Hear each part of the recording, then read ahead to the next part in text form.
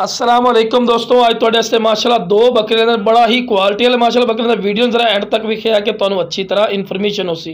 तो लो जरा पहले नंबर पर आ गया माशाअल्लाह लाल मक्खी चीना, उम्र जी है 7 तो 8 महीने, कोई गलत बयान नहीं करनी। माशाअल्लाह चीज़ चेक कर सकते हैं, बिल्कुल तोता वाली कर माशाअल्लाह नकौड़ा है।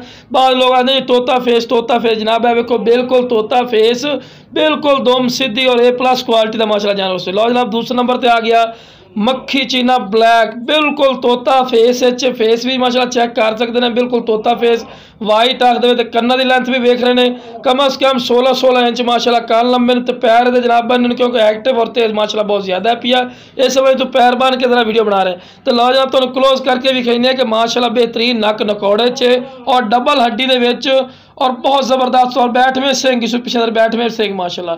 तो बिल्कुल तोता फेस चेक कर सकते हैं, बिल्कुल तोता फेस, चंगी झालर चमकदार पशम और माशाअल्लाह आला क्वालिटी का माशाअल्लाह। तो मोटे पैरों च और नाल भी तुहानूं विखा रहे कि तुहानूं पता लगे बाद एक आंडी वाला बकरा दे देंगे।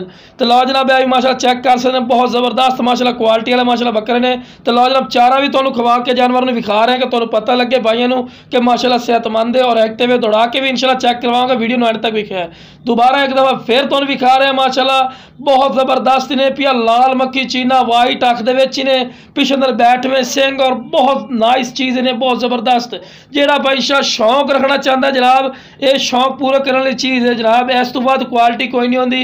अक्सर दोस्त फरमाइश बहुत ज़्यादा कहते कि फौजी भाई यार तुसीं सानूं छोटे बकरे दो जो ब्रीडर टाइप क्वालिटी के होवन। तो लो जनाब प्योर ब्रीडर टाइप क्वालिटी ने, कोई कमी पेशी कोई नहीं इस जानवर के विच। बैठ में सिंह ने, पिछले मुड़वे और आला क्वालिटी का बिल्कुल झालर नकौड़ा बिल्कुल थले तक माशाअल्लाह झालर वाली जिवें वच्छन झालर होंदी है और बहुत ज़बरदस्त। और आंड भी तुहानूं विखाने जनाब, कोई एक अद्धा आंड नहीं होंदा, बाद एक आंडे वाले जानवर दे देने। वेखो ना बिल्कुल तंदुरुस्त और सेहतमंद और चमकदार पशम में, चंगी वेल ही वेंदे पे चंगी वेल अच्छे माशाअल्लाह और क्वालिटी वाला माशाअल्लाह जानवर है। लो जनाब तुहानूं दौड़ा के भी चेक करवाने, लो जनाब चेक कर सकते हैं, दौड़ा के तुहानूं चेक करवा रहे माशाअल्लाह। छलांगा मार दो, सेहतमंद और एक्टिव माशाअल्लाह बकरे सन। जिहड़ा इंशाअल्लाह पहले कॉल करसी ओदी इंशाअल्लाह कॉल की कदर करसे और बिल्कुल मुनासिब राइलिस है और चीज़ां तुहाडे अखां दे सामने माशाअल्लाह, बिल्कुल तोता फेस और एक्टिव और सेहतमंद माशाअल्लाह जानवर से।